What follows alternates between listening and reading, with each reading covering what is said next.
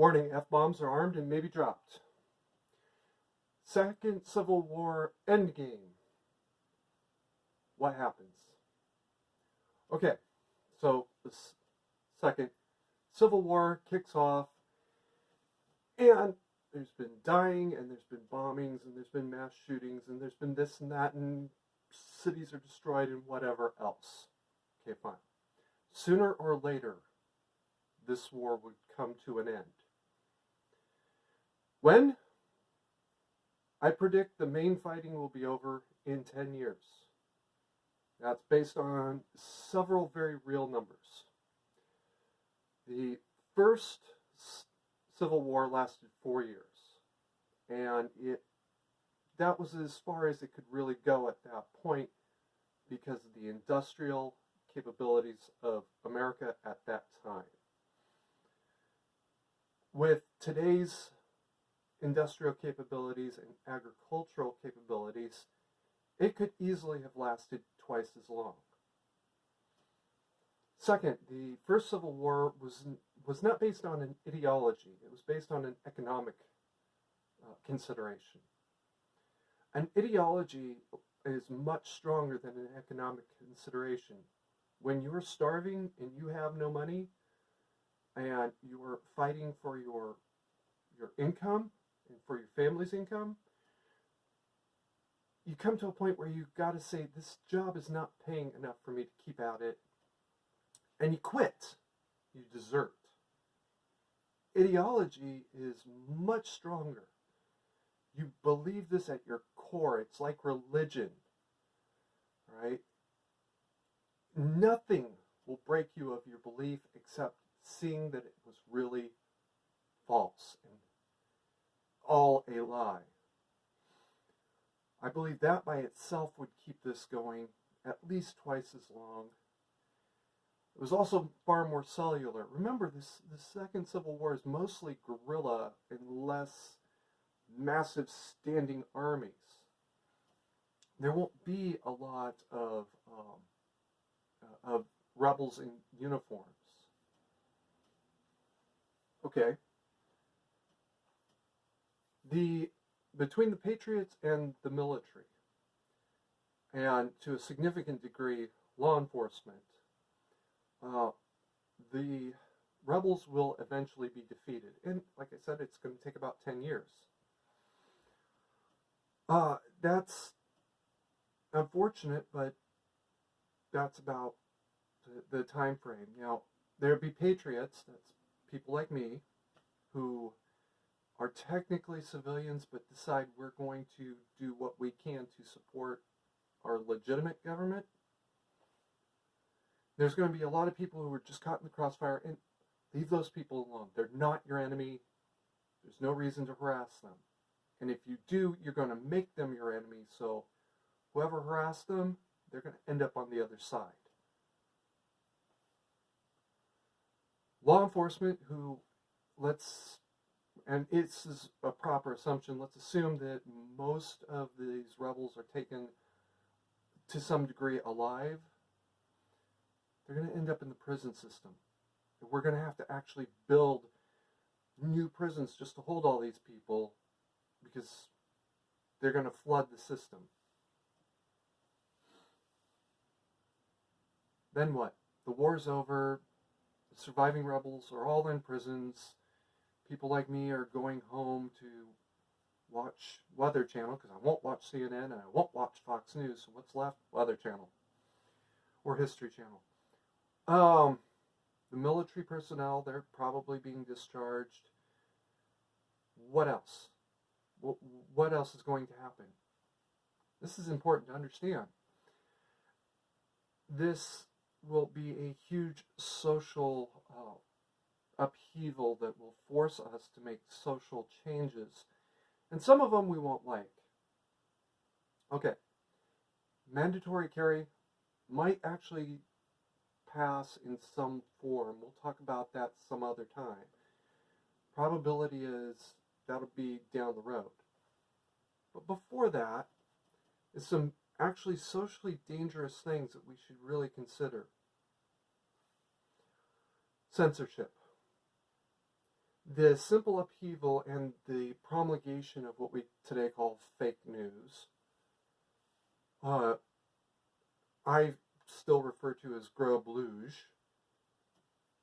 will make it so that the people think, we need to crack down on this. We need to start putting an end to these fake news sites. That's a huge mistake, really. We need to identify them and contain them and understand that, no, this is an opinion site or that's a parody site, because Babylon Bee is going to get hammered. We know this because Snopes went after Babylon Bee about a really silly CNN story, right? We need to think every one of these things out very carefully. Gun control. The gun control laws will be deeply impacted. We're going to see a huge step back from the pie in the sky ideas that even I understood was a possibility back in the 90s, and start to say, we don't need to regulate things that don't really need to be regulated. As semi-automatics, why are we regulating semi-automatics this way? Remember, during the Civil War, the Second Civil War, the Patriots were all carrying semi-autos. And you know what? A lot of the civilians were carrying semi-autos, and they shut down this mass shooting, they shut down that mass shooting. During the siege of Blankville, when the rebels were all trying to take the city. And remember, it was the Patriots actually that shut down the freeways and most of the side roads. The military just went in there and crushed everything. We're going to see a huge backstep, right, because of that thinking. Preparation. Now, if you think being a prepper is some weirdo conspiracy theory shit, apparently the federal government is weirdo conspiracy theorists, because they have a website that's only dedicated to that subject. It's ready.gov. And they actually tell you need to be ready for about a 30-day disaster. I can foresee that this would lead to mandatory prepping, probably closer to a week than a month, but at least that. Some things that really concern me. There's the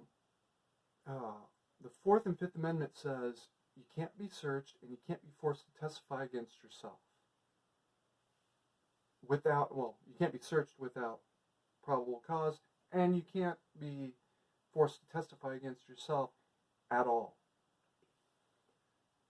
I'm deeply concerned that we might start thinking, you know what, these rights, we need to whittle these down a little bit. No, we actually need to reinforce them to an unreasonable and insane degree. As it stands right now, if you put something out on Facebook, Twitter, YouTube, Pornhub, whatever, and a government employee can see it without logging in, it's theirs. They can take it. If they can see it with logging in, they can still grab it. It's a little bit more difficult. They have to go to the district attorney and say, hey, this is what I got off of this guy's account from my Facebook account. And the district attorney says, I need to go back and look at this myself. We actually need to reinforce that. If you put something up on Facebook, it says, a photograph of yourself holding a shotgun with rap lyrics underneath, that can't be used for any purpose.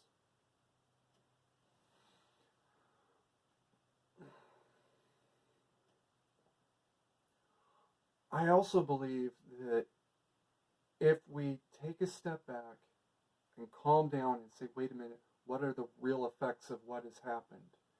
and the real effects of the proposals we have,